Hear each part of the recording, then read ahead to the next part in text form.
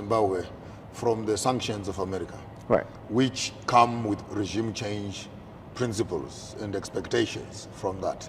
Now, when you hear that your neighbor is signing more treaties of bilateral agreements and etc., of course, good for quote unquote his province or his country.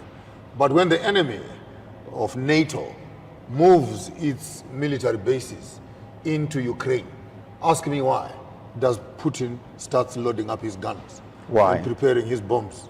I mean, when you hear that the enemy who was 5,000 kilometers away is now sitting next door to you, how would you feel? How would you feel if you know that your neighbor next door has got a snake in his bag? Right now, Africa, we need to send one political statement across. And I don't even care which president could be listening to this.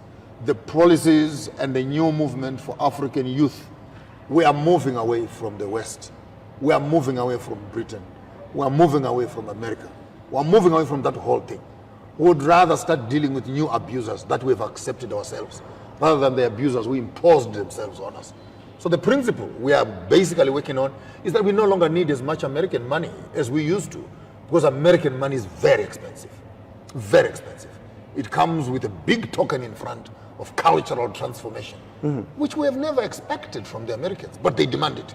That part of the reason that they can give you this money, they want 1, 2, 3, 4, 5, 6 things done. And you need to pass it in your parliament so that they can come from their countries and abuse your kids and sleep with your boys and do etc. And you can't do nothing to them. Now, when you get to the Chinese people who are purely interested in the business, yes, it's another form of colonialism. I'm not mixing my words. It's another form of colonialism. Right. But it's a better colonialism to a certain extent, because the Chinaman is not coming here and telling you to say, stop making children with women, start improving on this, starting improving on this. So it becomes a bit dangerous. So in all honesty, we are not necessarily apologetic to the new paradigm shift where Africa is beginning to look east, is beginning to look Middle East, and looking for new types of money. Because the Americans and the British, their demands on our culture are slightly too preposterous. And they're demanding out of us what we've never demanded from them. The respect is not mutual. And the terms and conditions that are applying are not practical to African culture. Now, how can you come around as a white man and you fail to see that this is one community here that is living in a certain way? So that now you find that there's a border that is separating Zimbabwe and Botswana, there's a border that's separating Zimbabwe and South Africa, and then the chip over that other end. So we cannot glorify our enemies. And in our midst of our education, we begin to appreciate and fantasize ourselves around colonial borders. And we forget that, number one, what unites us?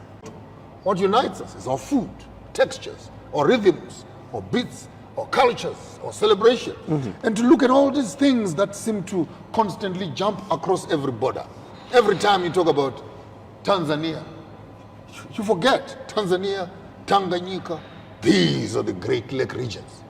Tanganyika, as they used to be called. Right. Which included Waganda, which included Rwanda, which included Kenya, Serengeti, which included Tanzania, which included parts of Maponga, which included then even parts of lower parts of Malawi itself, like Nyasa.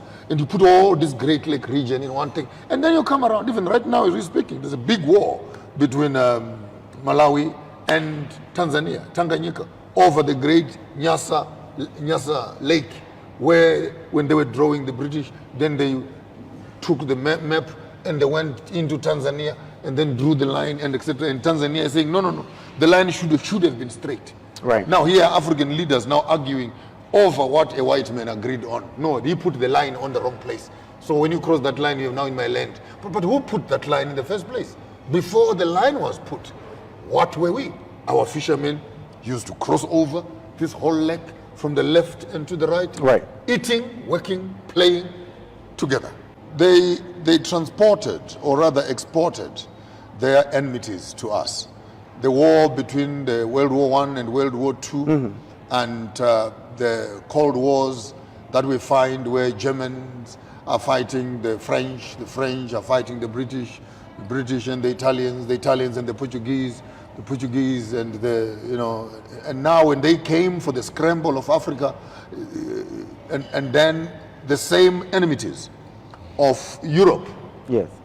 were moved to a different geographical location.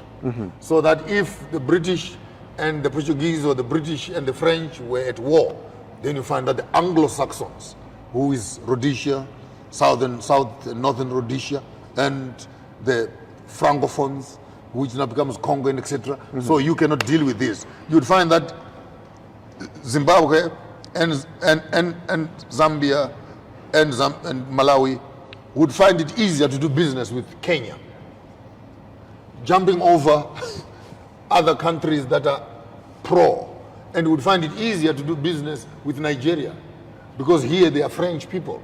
So wherever the British were, then there's an artificial border which is economic, where the Roman Dutch laws and principles are entrenched.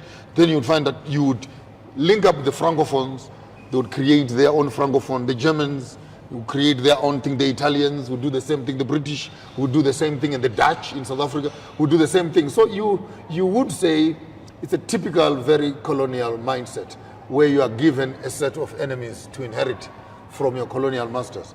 So if the British don't like these people, as an African, you must not like them also. We find this very relevant in our modern day, whether it is Russian war, American wars, Saddam Hussein wars, and Israeli wars, and Ukraine wars. In all of Africa, we're all putting flags up. Ukraine this, Russia this, America this, Saddam Hussein this, Syria this, Israeli this. Even Africans putting their posters on, Israel.